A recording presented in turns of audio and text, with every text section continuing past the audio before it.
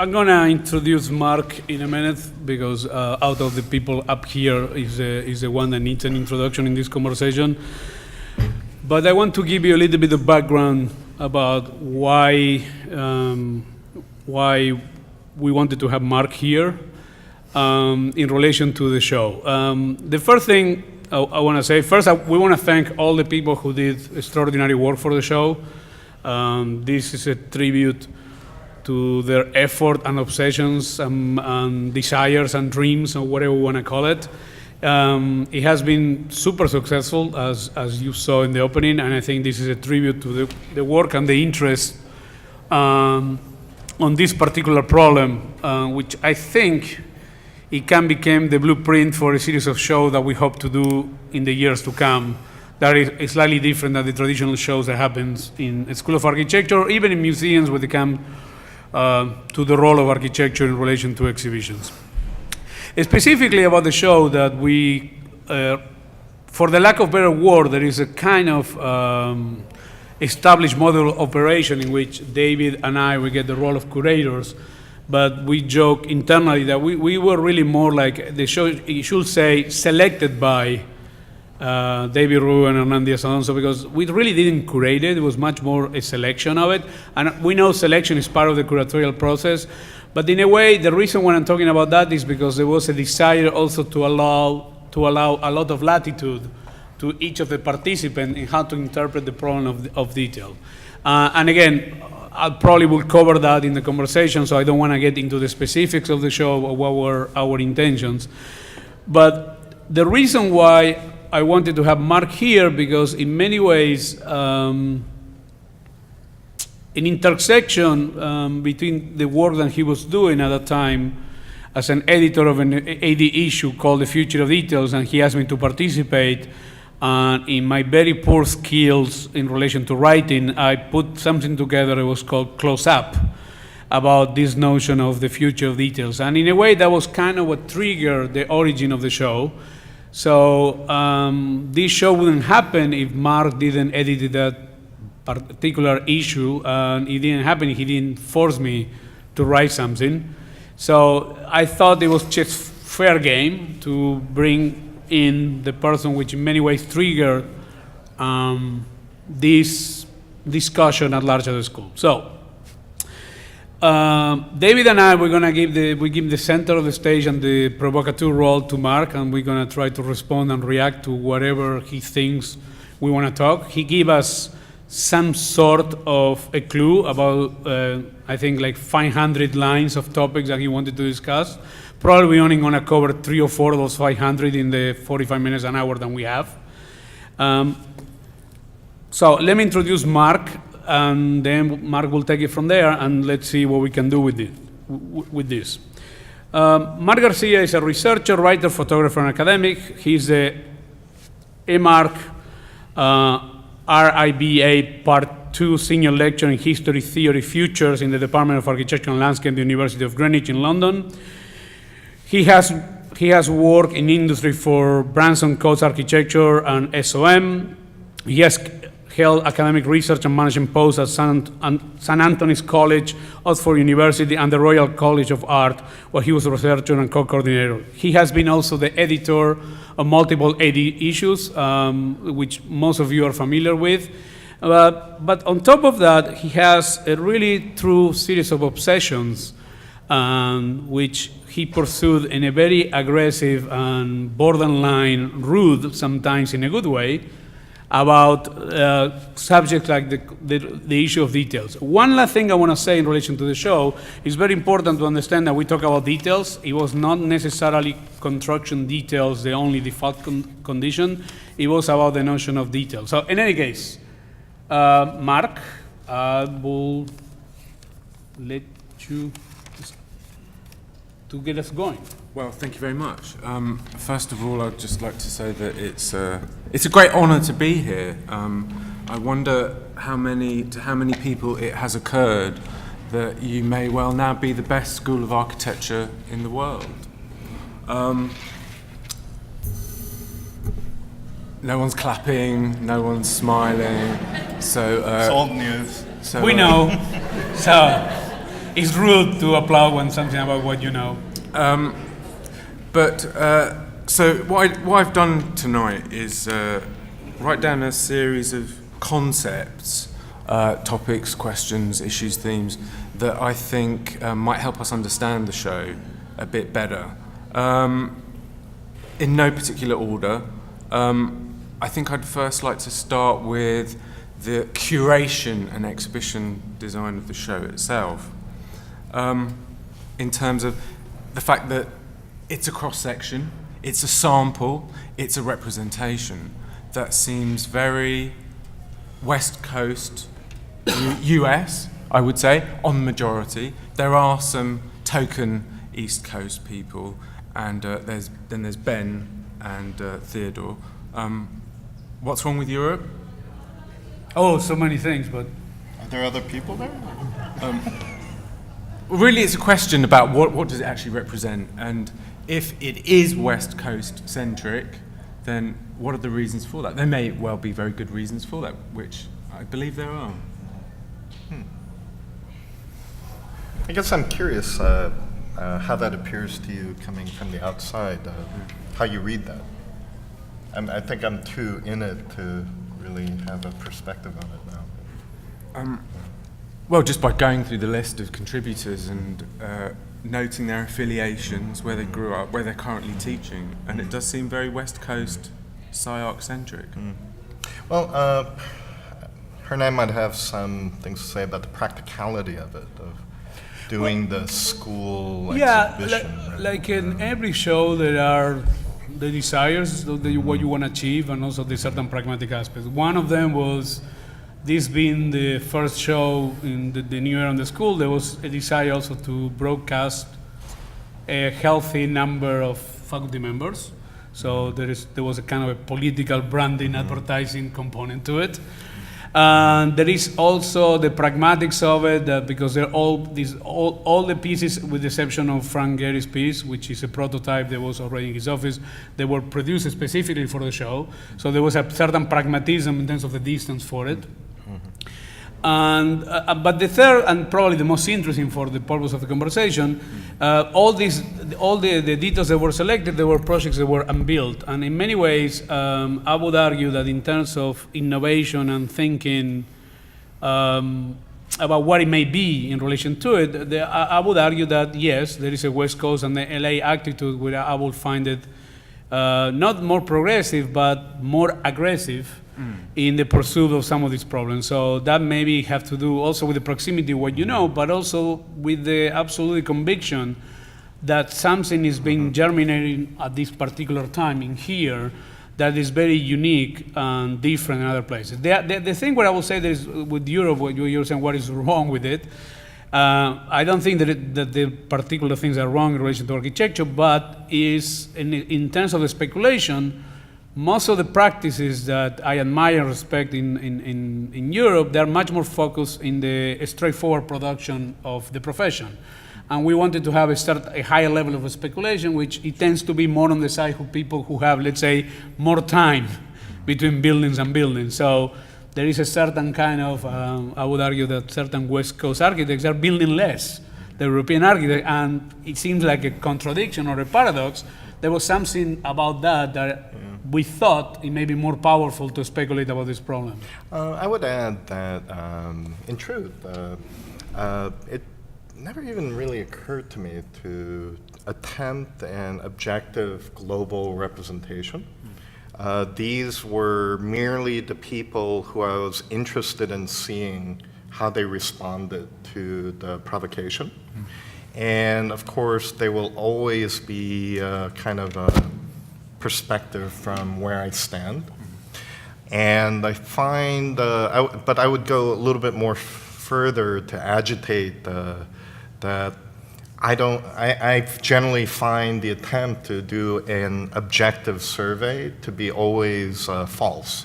That it's always a kind of version of how a particular region thinks objectivity should be constituted. Sure. So for that reason, I kind of resolutely stick to merely what I'm interested in Yeah, so that's really just a basic, honest answer. But Yeah, no, I think you did the right thing. I think an objective global show might have been much more boring.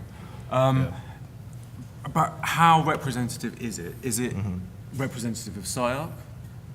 Clearly, I think you probably agree. Is it representative of the West Coast? I don't know. I mean, And when I say there's definitely a conversation that's happening here in association with what ended up being demonstrated in the show. However, I don't think it's closed off only in this region. I think the topics that are demonstrable there are topics that can be discussed all over the world. Sure. You know, and I guess I'm more interested in the specificity of response to particular ideas than doing a more typical survey.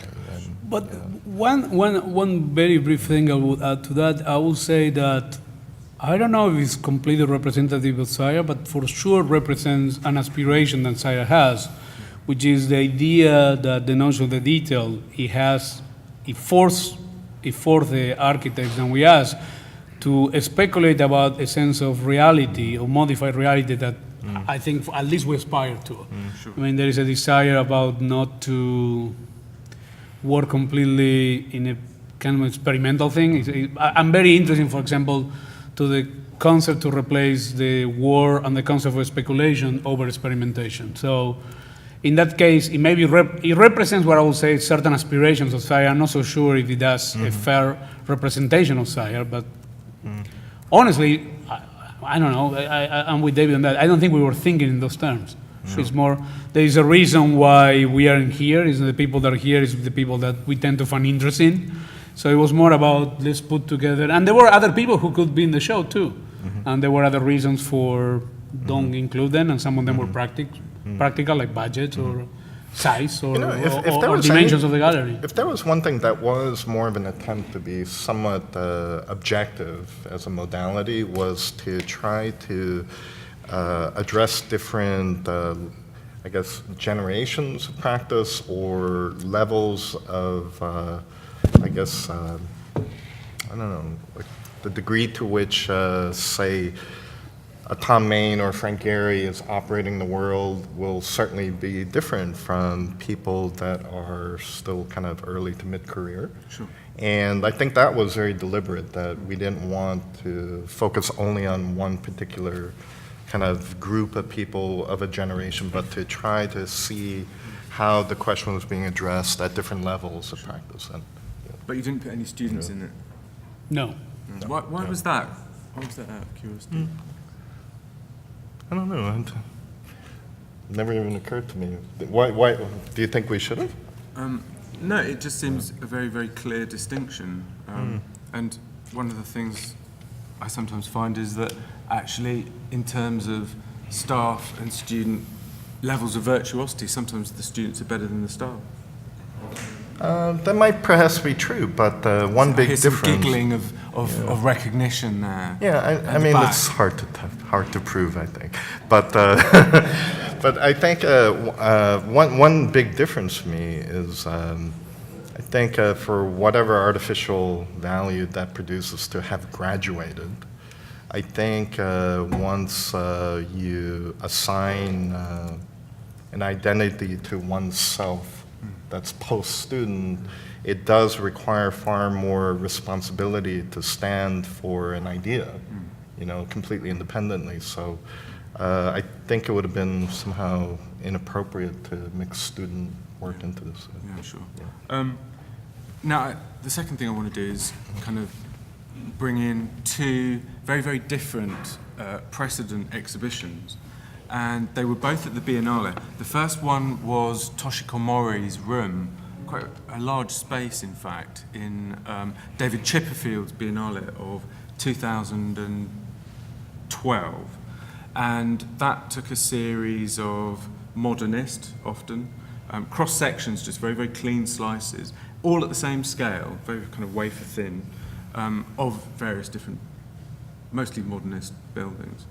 All grey, all coloured the same and so on. And then the second one, which came after that, was Rem Koolhaas's last Biennale of 2014, the elements of architecture.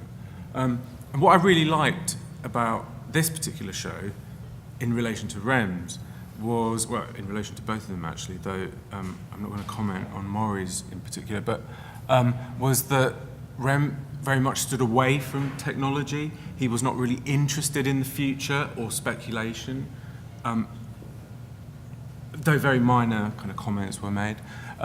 It was very historical. It was incredibly professionally driven, I thought, in many ways.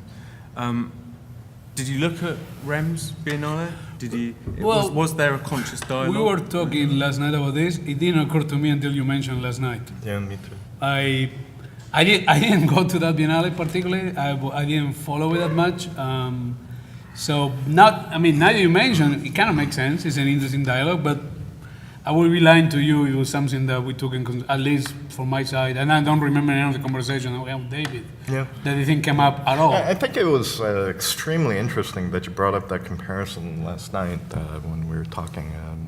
The thing that really struck me about REM, in typical REM negativity mode, is you look at the building and there's almost nothing left of architecture. That you got drop ceilings, doors, windows, toilets, and there's no place left for authored content.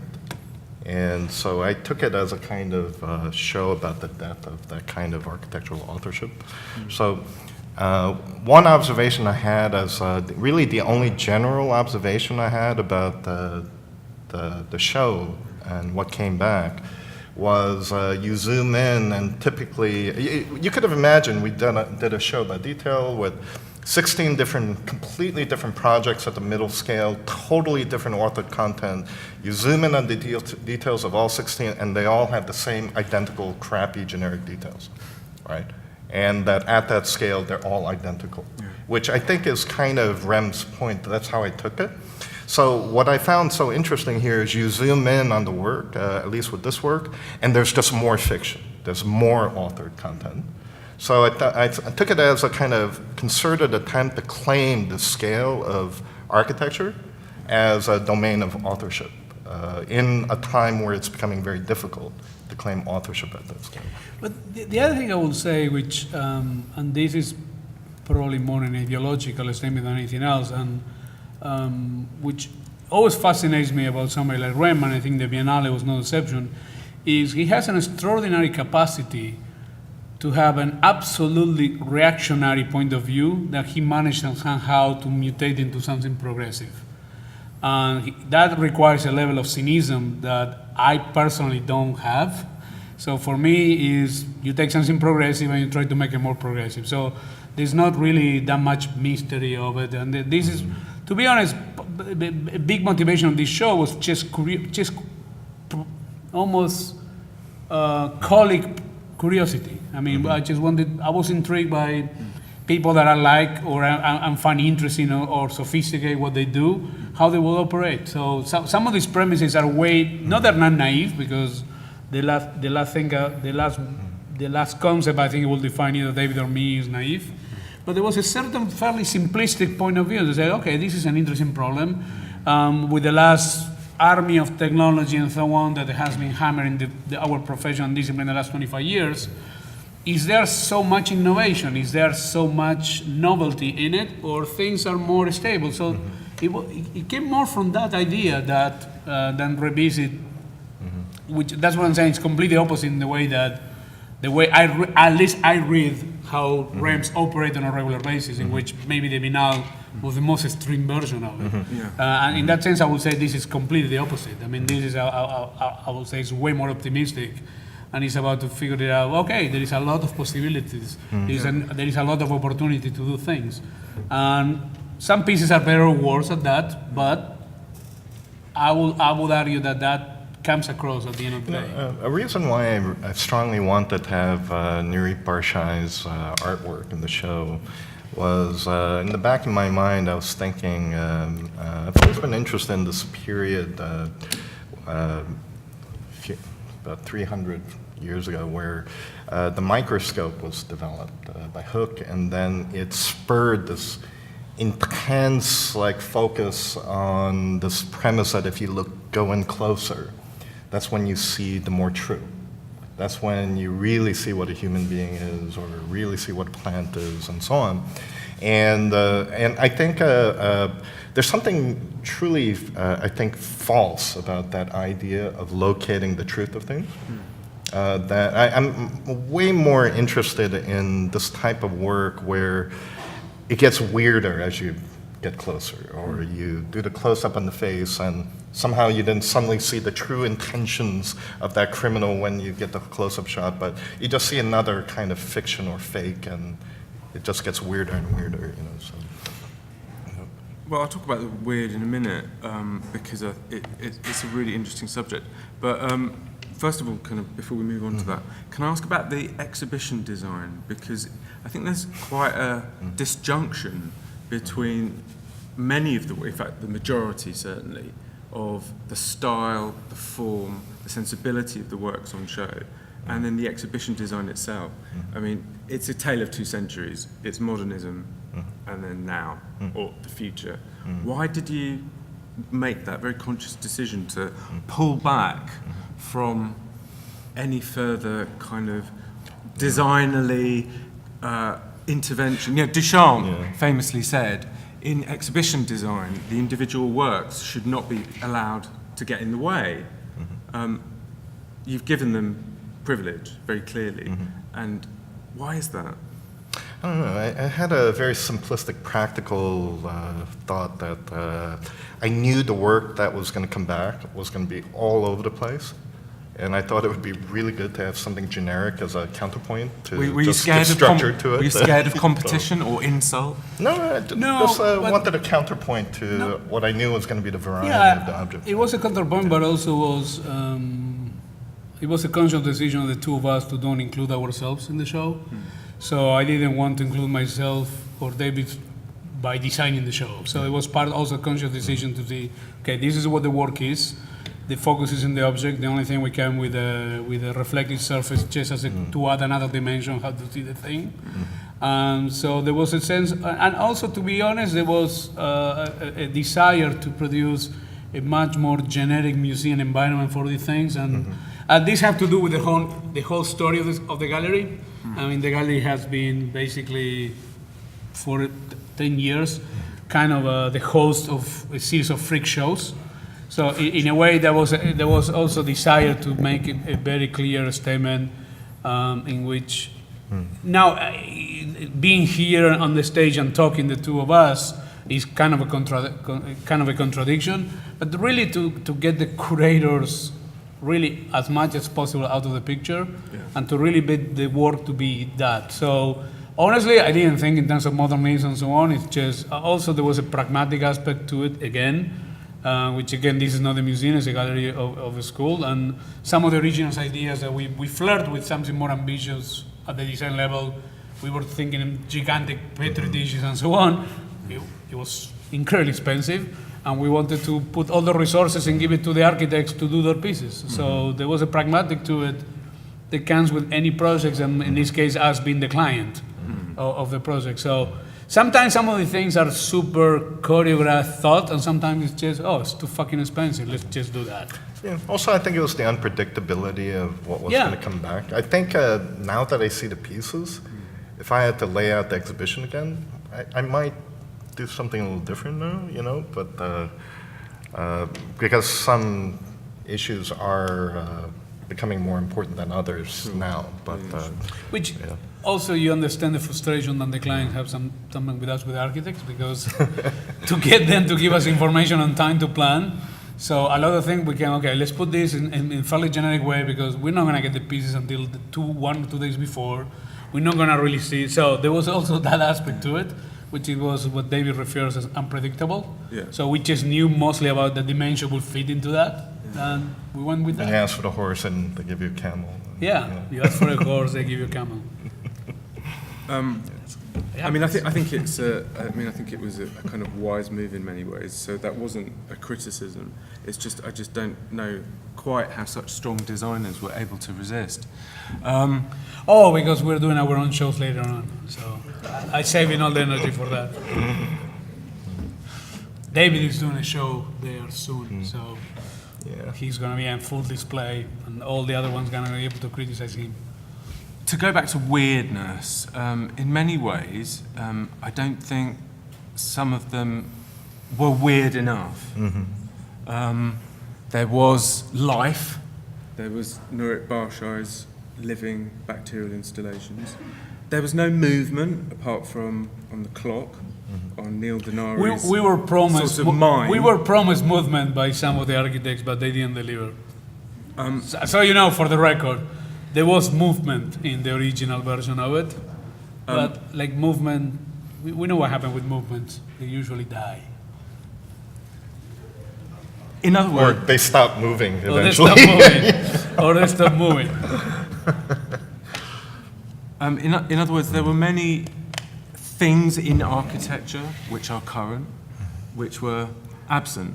There were very few screens, for example. There's Oh, we have one. 2 at the back, but they're just standard monitors. There were no screens kind of incorporated into the works. There was no film. It's a very stable, inert show, in other words. And architecture isn't these days in many ways. So I just I don't know if I agree with that, actually. What the absences for you were in terms of what you might have wanted but maybe didn't get. Well, I would argue that I would say was fairly intentional.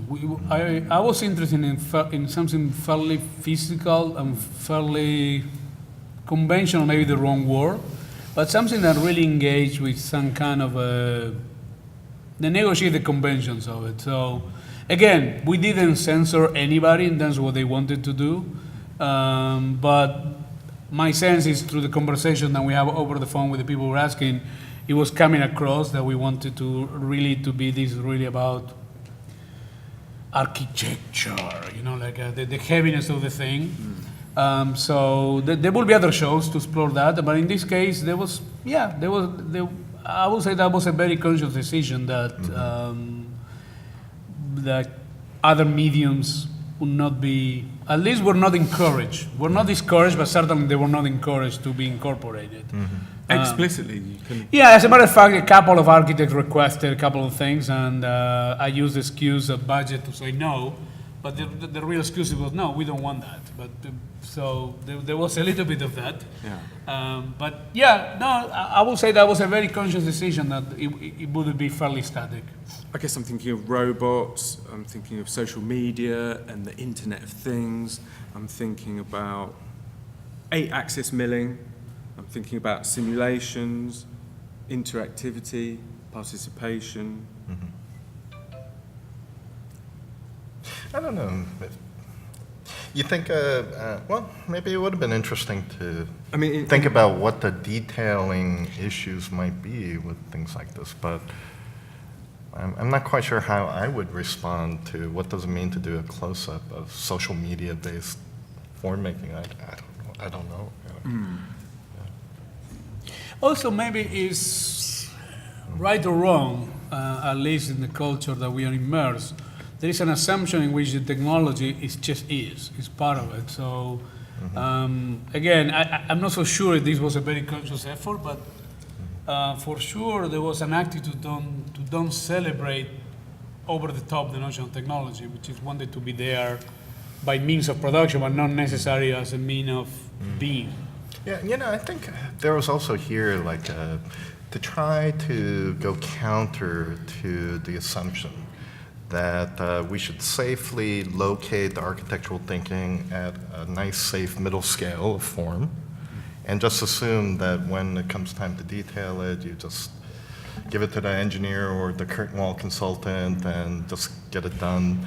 And I think there was a desire to reject that and to just have a kind of hope, a little gamble that, okay, maybe there could be some new ideas at that detailing scale that could get a little unexpected. Like for example, I was very struck by the Griffin Enright submission, because I remember the project when it was at the competition stage, where there were these circular holes in the facade, and it was at the level of pattern. And then with the push to look at it more at the detail scale, then the holes turned into a really weird circle packing idea for incrementally giving it rigidity, which I thought was pretty interesting.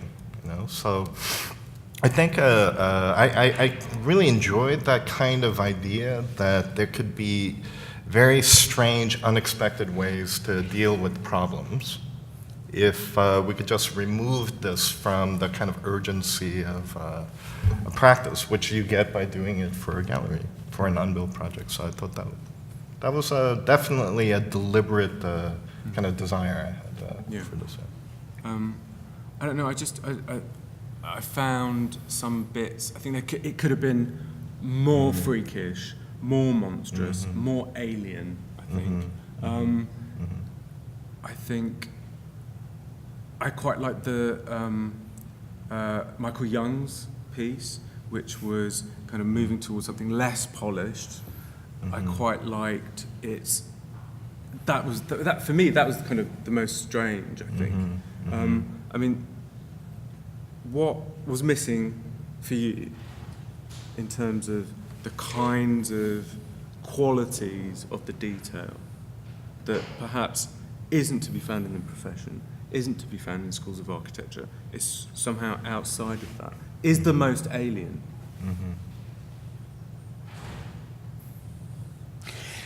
I don't know. I don't think I have a proper answer for the question, because it's difficult for me to identify what is missing, because half of it I didn't know what to expect the thing will be. So I'm not so sure if something is missing, because I don't know what was my expectation. So I remember this old teacher of mine in Argentina used to say, God is in the details, which he never helped me because I'm an atheist. So I never knew how to relate to that. So the idea what is missing to me is difficult to quantify, because again, I don't know what should be there that is not there, or what is not there. So it's a tricky thing. Again, I really don't have a proper answer for it. So what is missing? I just find that, for me, it was interesting. Missing is the wrong word, but what was interesting is how everybody interpreted it in a very different way. I think certain architects and certain firms took it very literal and went for a 1-to-1 or 1-to-5 construction detail in the way that they will do a building. Some of them, they have something that pose and pretend to be a detail, but it's not really a detail. And some of them, they just didn't do a detail whatsoever, and they just wanted to put something that somehow reflects the detail. So I don't think anything is missing. It's just it's a good survey about how everybody misunderstands and misinterpret anything that you give as a commission. I'm as much of an atheist as you, and God is not in the details, but neither is the devil. And I think maybe what we generally assume, maybe this is how I was reading the Kohlhaas Elements exhibition, that it's very depressing to think what's actually in the details is DuPont, and so I would like to make the claim when what is in the details is simply more of us, and I guess the question was also about who couldn't you fit in that you wanted? What? Who couldn't you fit into the show that you wanted? Who didn't get in but that you really wanted?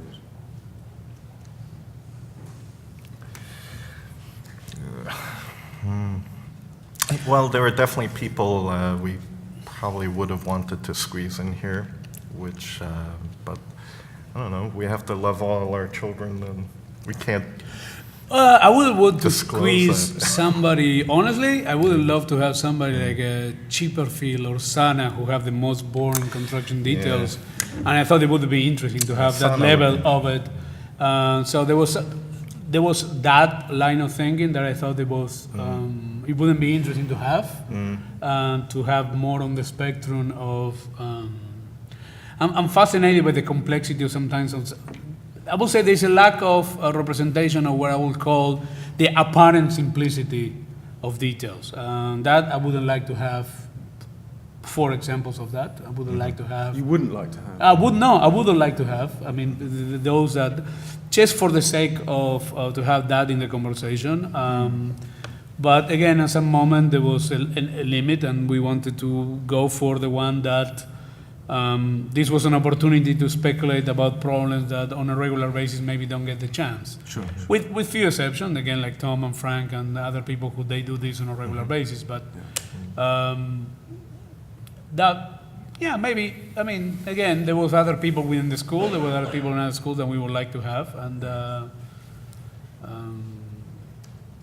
I mean, I think it's such a rich subject, and it's so under-researched. I think it's something that I'd like to see you guys do again. At any rate, let's move on to a word which was very central to Hernan's article in my AD, which is virtuosity. Can we unpack that a little bit, and can you kind of explain to me what virtuosity in architecture is? Because you quite adamantly and explicitly contradicted that with critical practice. What's virtuosity? well, to be fair, what I wrote in that article, I was more specifically talking about my own work, which I think is, I'm not so sure it's a fair characterization in relation with the context of the people in the show. I would argue that some of the people in the show will fit into what I was trying to argue there, which was the virtuosity and the notion of the obsession and the monomania quality of looking something, zooming in and zooming out all the time with a level of obsession in which you get lost in the own nature of the work and you don't think in critical terms. One of the arguments I was trying to establish in that, which I don't think applies only to details, applies the way I understand, for example, contemporary thinking or practice in architecture, have to do with the notion that I really think we are in an era in which the means of production of things are moving with such an acceleration that I don't think we can catch on time or find the right ways to write about it. So I was not necessarily being critical of the critical model. I was just talking more and more about the inadequacy of criticality as a way to define there and when we are. So in a sense, everything that I'm involved, the notion of virtuosity, there is there, and I think I will argue that many of the people that are in the show, and I think David is, in a different way, I think he also subscribed to some of this problem. I would argue the majority of those people, in one way or another, they relate to this notion of virtuosity. I wouldn't say that they were at the forefront of the show. It was at the forefront of the article, and in a way, it's filtered through that. But the other thing, which, and again, it's kind of unrelated to what you asked, but I think it's important to, part of the genesis of the show was also based on a misreading of my own memory of the critical thinking. In a way, part of the show started in 2010, or 2008 or 9. I don't remember exactly when in the year. Are you sure you didn't dream it? Or? No, well, probably. Or talking with Bob Stern at 9 a.m. in the morning Right, can have that definitely effect. a dream. Yeah. But it was basically when he had the Jean Prouvé prefab house in the lot next to the School of Architecture of Yale. This is before the White Meat Building came aboard. He had it there for 1 year. And for some reason, in that conversation with Bob Stern, when he was showing me the house and whatever, I misread or imagined that there was a show that Jean Prouvé did about new details in the late 20s, early 30s, which it never existed. It never happened, but in my head it was there. So, in a way, the show was trying to reinterpret that. So, in a way, it was kind of a critical exercise of something that never existed. So, in a way, one could argue that virtuosity is a little bit like that. It's about riffing on something that tried to erase any sense of a past. So, yeah, I would agree, and I would argue that the big majority of the people in the show, I would put in the category of riders of the virtuosity as a way. And I would argue that, I'm totally comfortable with that idea in the show. There's another aspect of virtuosity too that might be related here. That if you take a little sample of a virtuoso jazz musician, for example, of like a Wayne Shorter, and you slow it down enough to analyze it, it's incredible how much musicality is packed into it, and you just didn't hear it, because it was moving so quickly. But if you took another one of a total second-rate jazz musician or amateur that's just running the fingers up and down the horn, it may sound similar, but when you zoom in on it, it absolutely falls apart and there's no content, So I think there is that kind of problem here where I think if we invited lesser authors, we might have seen when you do the close-up, there's nothing. Yeah. That's So, exactly what I was getting at. Yeah. But you didn't mention skill or techniques and tools, which is, and it's funny that you mentioned music. My kind of example was going to be Jimi Hendrix. But tools, techniques, because I think you can be an expert and you can have pushed right to the cutting edge. You can be the master in your field at tools and techniques. But if you have no content, if there is, in other words, that there is a surplus which distinguishes a virtuoso and someone that's brilliant or the best in the world at applying a tool and a technique, and say a genius. What is that surplus? And can we just go back to the question of tools and techniques, because I'd like to zoom in a bit more on what those are in this show. Well, I would argue that all the people in the show, the mastery of the techniques and technology in a way, it was kind of a given. I mean, I don't think anybody in the show is not an expert on that. And I think the Jimi Hendrix example, which is one that I like a lot and I use a lot, is like, of course, there is integration of technology and technique, and of course, Jimi Hendrix sound without the electric guitar and wah-wah pedal would not be the Jimi Hendrix sound, but you can have an electric guitar and a wah-wah pedal, and you're not going to be Jimi Hendrix. So it has to be the alignment of that, and I think the people that we chose to be in the show, it have those qualities. So now, it doesn't need to be that individually each of the architects have it by himself. I'm highly suspicious that Tom May has any skills in 3D printing or 3D software. That's not the point. The point is there is a kind of intellectual and cultural commitment to the notion of alignment into those three segments. So to me, in a way, it was kind of a given. And to be honest, I personally didn't want to celebrate it. I didn't want to make a big deal of the technique and so on, because to me, it's almost like second nature of the body of work that the people that was chosen there. So, and I think the field and the shift of paradigms in the discipline are very stable by now, which I'm not so sure if it even is productive to keep talking in those terms. Don't get me wrong, I think it's there. I think there is a sophistication of it, but at some point you have to accept that it's a given. In the same way that we're gonna be driving driverless cars and we don't ride horses anymore. At a moment it becomes a given. And I'm not so sure until what point you need to really overexpose it. I think there's also a sense in which what I didn't see very much of was a kind of, I mean, we think of virtuoso, so Jimi Hendrix, he could play the guitar with his teeth, he could play it behind his back, upside down, left to right. He could do it while he was improvising. Yeah, but it was not really necessary. No, it wasn't necessary, but it was. No, of course not. It was it was a set piece. He was showing off. That's the downside. You say that like it's a bad That's the downside thing. of the virtuosity. No. It's not a bad thing. I'm just saying that's part of the virtuosity. Sometimes the issues with virtuosos. I think it's also the issue of a genius that they can produce this stuff seemingly from nowhere. Of course, it's not from nowhere, but. I think, and he foregrounded those. He set fire to his guitar. Anyone set fire to their laptops recently? That side?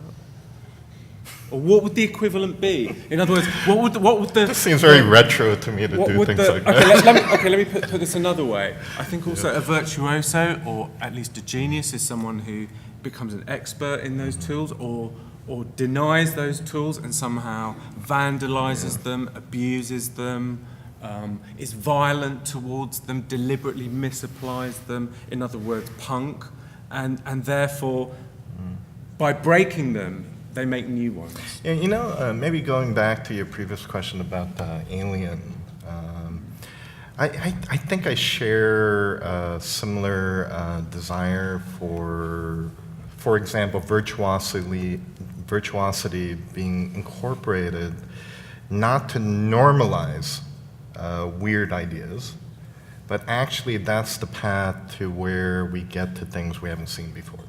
Sure. Or yesterday you mentioned Fermi paradox, perhaps even so weird that we can't even recognize it anymore, and we don't even see it anymore, right? So I think it was interesting that part of our discussion last night centered around the question of authorship and like what constitutes architectural content, perhaps. And so I guess I am being a little bit conservative here, where I'm not willing to totally let go of certain models of authorship just yet, because I think I don't know what it would mean for things to become entirely alien. But isn't what we're always searching for, at least in the avant-garde, the new, the significantly new at any rate? But to me, that's and again, the notion of avant-garde to me is less interesting, to be honest, these days, because I really think to an avant-garde to exist, there have to be a models of resistance towards, and I think we are in a particular time. I don't think there is any kind of resistance to anything, so I'm not so sure the avant-garde model is an interesting one to use, particularly. And again, to me, you have to do more almost the second nature of things. Like I think if you ask every architect that is in the show or every architect who is in the room, what they do, I don't think anybody thinks of their own work of strange or weird or alien. Is everybody thinks is the natural answer to any particular problem.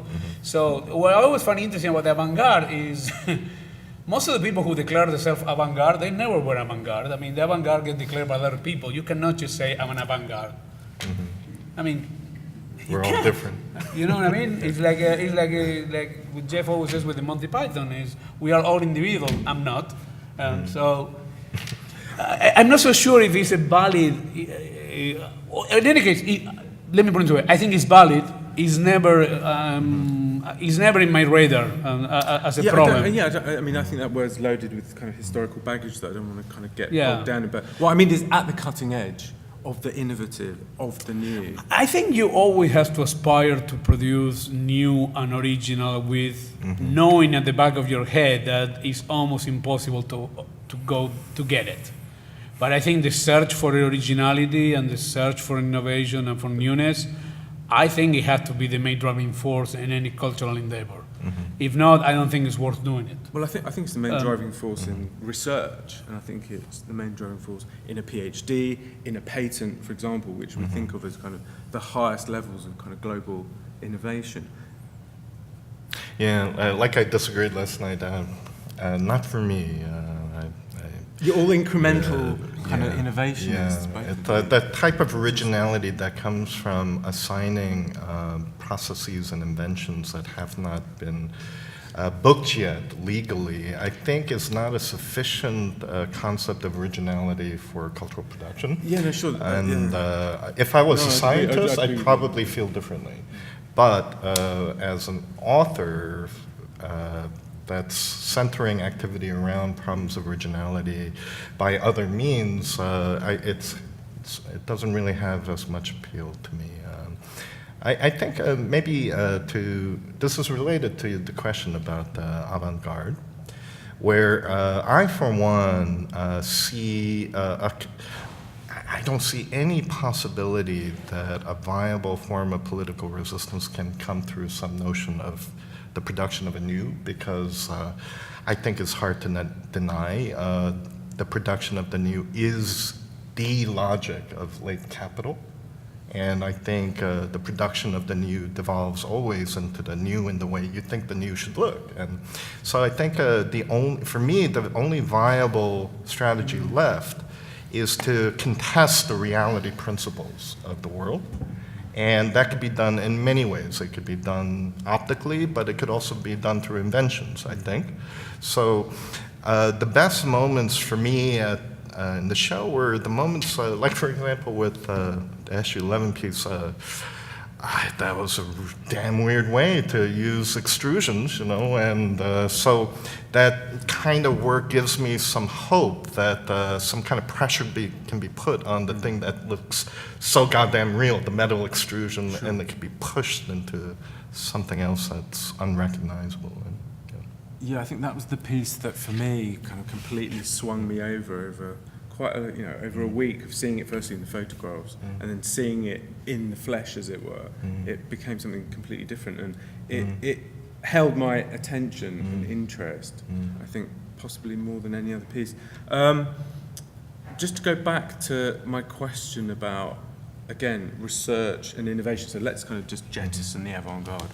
What do you both see as, can you kind of pick out any moments where you feel that is most evident here? And it may be in a close-up of a close-up. I mean, this is really a question about research. It's a hard question. And it could be design language. I don't know. It's just... It could be, and this is going to sound too political, but one could argue that each of the pieces depends what is the glass through which you read them. You can find those moments, and I think it goes from the one that they may look on the surface the most simplistic, but then you pay attention to the reality, to the materiality of it one-to-one, and there is a commitment of, okay, this is how it will be done for real, to some of them that they use 3D print and it's really like a fake simulation of it, but improve other problems.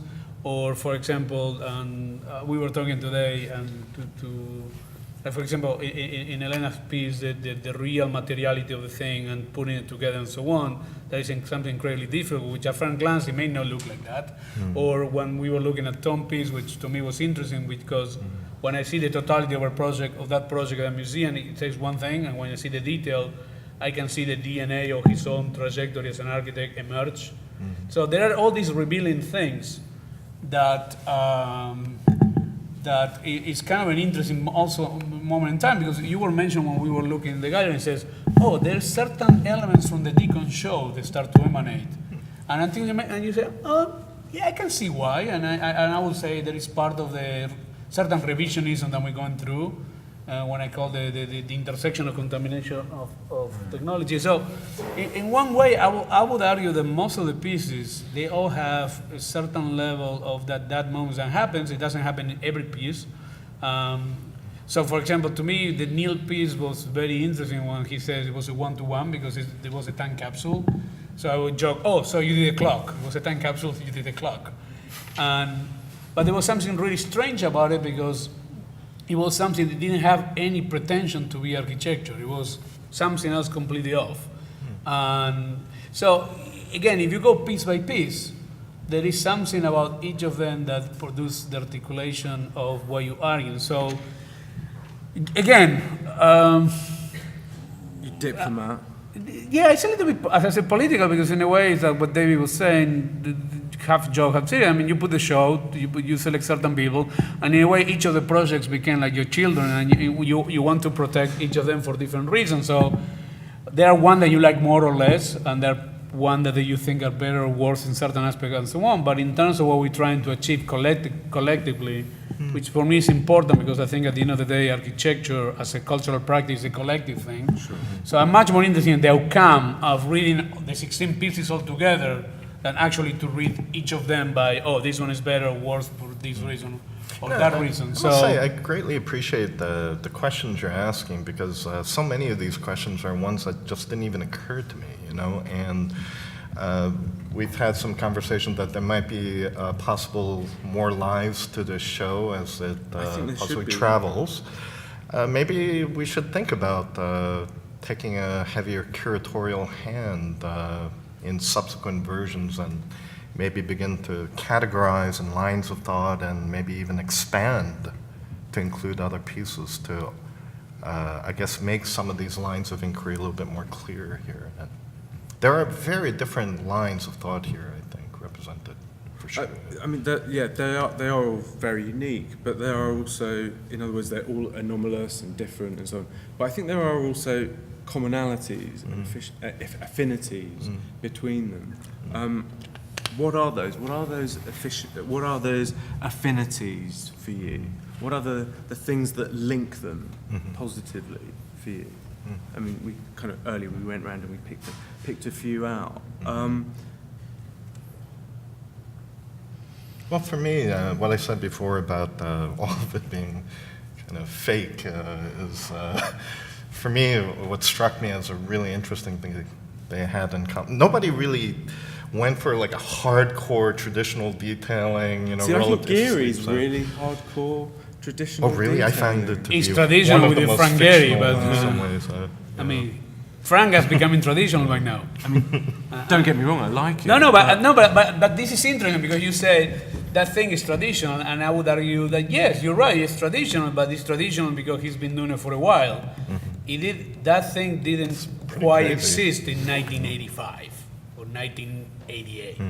So, which is an interesting problem too. I mean, what something becomes tradition, what something becomes convention, I think is part of the issue. So it's an interesting, in that sense, it's an interesting way how to read the thing. And again, I don't know. I mean, those are.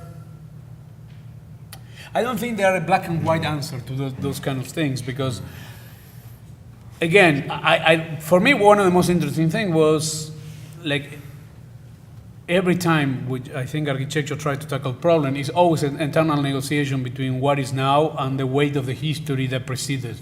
And I would argue that most of the pieces didn't break out from any sense of historical tradition or trajectory. You can find in all of them things that we already knew that happened, one way or another. So you would argue that, yeah, in many ways, Frank is, in many aspects, can be the most traditional one, but I would argue that other ones have that quality too. So, and I don't even know if I really care about that part of the problem, to be honest. The parallel problem. I don't even care. I don't even know if I care about that aspect of. That there are commonalities between Yeah, I'm not so sure if it is. I mean, for sure we can. I mean, I think you can do. I think we send each of these people into the gallery and you say, okay, can you reorganize and group the show in different forms? I think everybody will have different commonalities, a different way how they read. Like you can do it through the texture or I mean, there are very few with colors, but you can do it with texture. You can do it by voluptuousness of form. You can do it through subtleties. You can do it by patterning. So there are many ways that you find commonalities and differences. And at the same time, there is a certain notion of the problem, or I will say, the trap of certain type qualities of architecture that are impossible to avoid. In terms of they all deal. You see a lot of corners. Yeah. We were talking about that, and I said, and I think that was great. I think a subtitle because could have everybody been went to corner. okay, the corner is kind of the most difficult part, so everybody embraced it. So I said, cool. Those guys were more courageous than the one that they didn't want to go for a corner or multiple corners. So, and I think that is part of the virtuosity. Yeah. Jimi Hendrix playing with their teeth. No, I show you what I can do. I'm going to choose the most difficult part of the project. Is the corner the most difficult part of architecture? Well, on the surface, one could argue. I mean, you have more intersection of pieces. Depends. Depends who you ask. Yeah. Depends who you ask. I don't have any corner in any of my projects, so I never figure out how to solve it. So I decide, oh fuck it, I don't do corners. That's the best way to solve the corner problem. Is don't have corners. Yeah, I mean, And that's it's a good way to go. I mean, But corner maybe is the wrong word. I will talk about the intersection of multiple complexities. I think everybody wants for that part of the detail. With the exception of Ben and Caroline, when they choose probably a piece of the facade, everybody went for multiple intersections, some of the most complex part, because that was, in a way, if everybody was like challenge accepted, we'll go for it. yeah, I mean, I would say that they're also quite, they veer certainly much more towards the maximalist than the minimalist. Yeah, For example. sure. Minimalism is just depressing. Come on, let's accept that. I have no truck with minimalism. I can imagine there being like the monolith at the end of Space Odyssey 2001, a black or a white cube or an invisible cube that is super smart, that is ultra intelligent as an architecture, and is doing things that normal buildings, however all their formal thrashings and kind of formal stylistic and aesthetic interest, and I would still support that. I'm not saying that exists. No, but I don't disagree with that, but I would say there are plenty of schools and curators that take care of that, so we wanted to take care of the other part. Is there a minimalist school of architecture somewhere? I mean...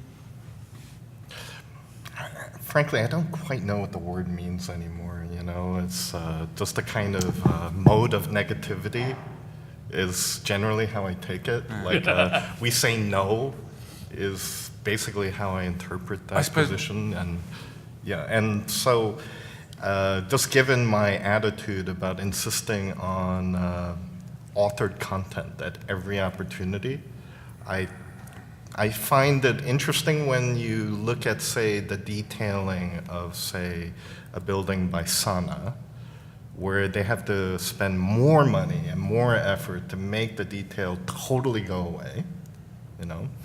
I just find this problem of negating expression a little bit over, you know, and I would prefer to see the conversation take place according to other categories. Yeah. And for me, it's a very false polarity to be excessive or minimal.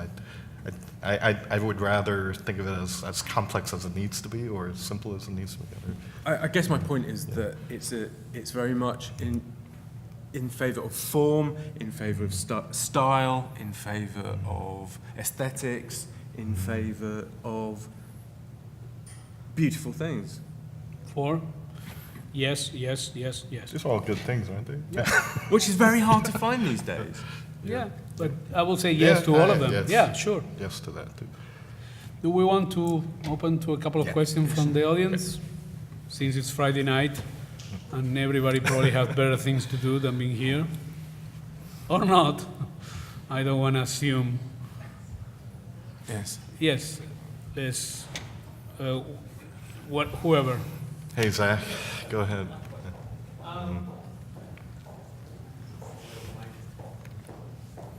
Yes, so you could go on the record. Yeah, for video purposes. Thank you guys. This was great. I want to ask a question. One of these days you have to open and say, this was awful. Let me ask you something. You always say, thank you, it was great. I mean, All right, next time. next time I really say, oh, this was awful. But now let me ask you a question. Well, I want to ask about the pedestals, which you guys talked about. Sorry, what? The pedestals. Yeah. You guys talked about it a little bit, but I think one interpretation of the pedestal is that it can be understood as a stand-in for the ground. And so there's some pieces that were clearly imagined as discrete artifacts and then get placed onto a pedestal. Whereas others seem to integrate the pedestal into their very structure, thinking of the Young and Ayada or even Lucy McCrae's. And then there were some that aimed to hover above the pedestal's ground altogether, in the UN Studio piece or even Gary's. So I'm curious what you guys think of these dynamics that develop between the detail figures and the pedestal grounds. Was that part of the conversation from the beginning? Was it included in the brief, or did it develop We along told the way? them about the pedestals and the dimension, but that was, I think it's part of the practice of any architect that they will interpret it and how they want to operate. We didn't prescribe it or predefine it much more and say beyond that. These are the dimensions, don't go above. I mean, there was not, at least from my part, I don't remember having any conversation about in relation to that. I think that was, you should ask that really more to each of the architects, how they approach it. I mean, we were not really that much involved in it beyond that. Stephanie will tell us so and so want to do this and this, and we will say, okay, sure. I think I would like to assume the model base or the museum pedestal is a way to take the ground out. You know, it's to locate it within an abstraction, just so you don't have to deal with it. You know, and I think maybe some of the objects were more aware of that abstraction of the museum pedestal or the model base than others. But I don't think I myself would want to make some claim about a relationship conceptually to a ground in this respect. Yeah. Said? In other words, it was a way to avoid that for me. Yeah.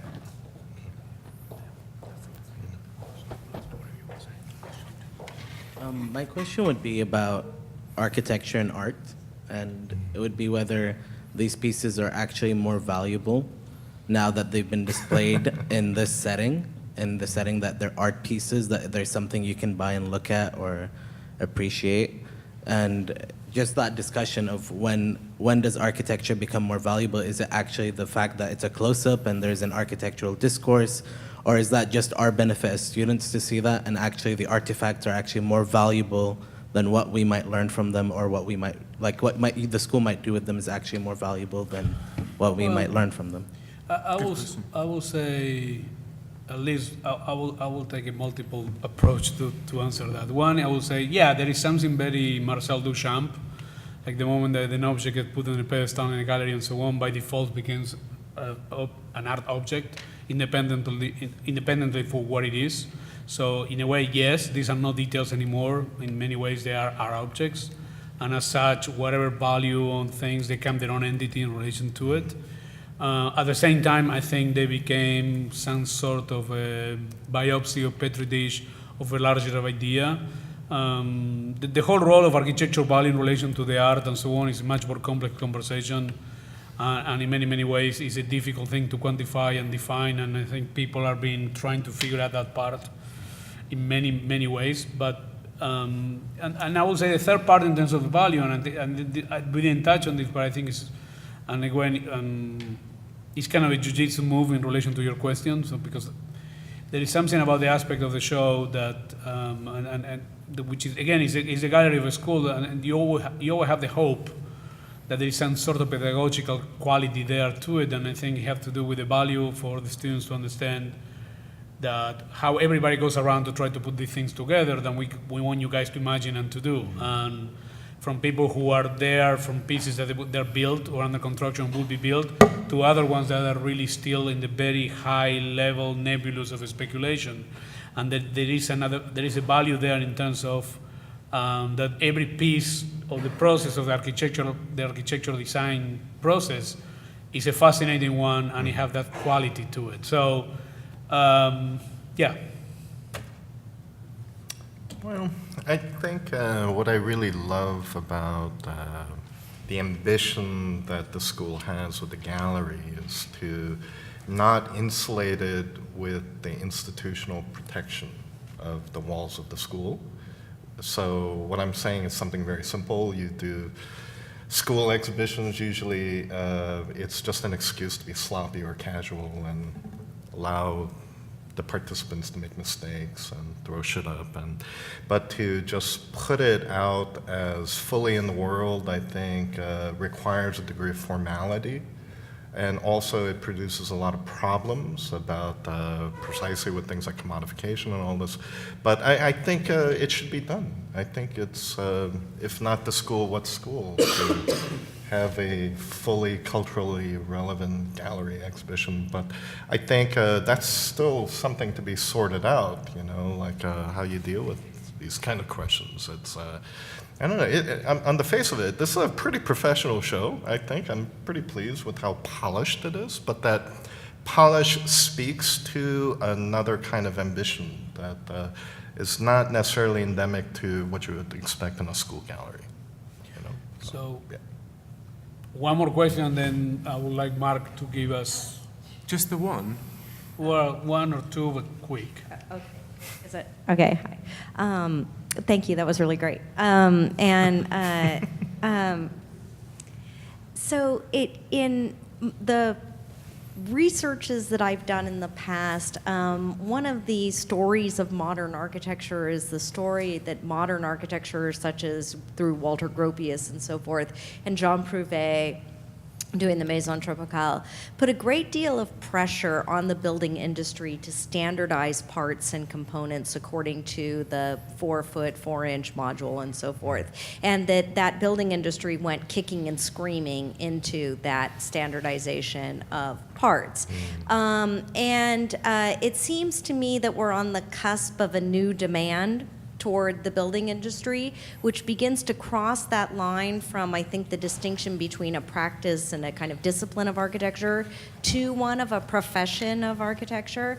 But this show has a lot of localisms and peculiarities, and I mean, it's very much based on these uber specific kinds of weirdnesses as you're interested in, and I think each of the pieces attests to that. I think that trying to find similarities among them is probably just going to produce more fictions and so forth. So what is our manifesto, or what is your manifesto toward, if any, toward building industry and profession, and how do we take this kind of out of the school and into the the world? Well, I would say first of all that certainly in Europe and in the UK, look how we treated Zaha. We didn't allow her to build for 20 years. And even then, we only, certainly in Britain, we only really allowed her to do buildings after she'd proved herself somewhere else.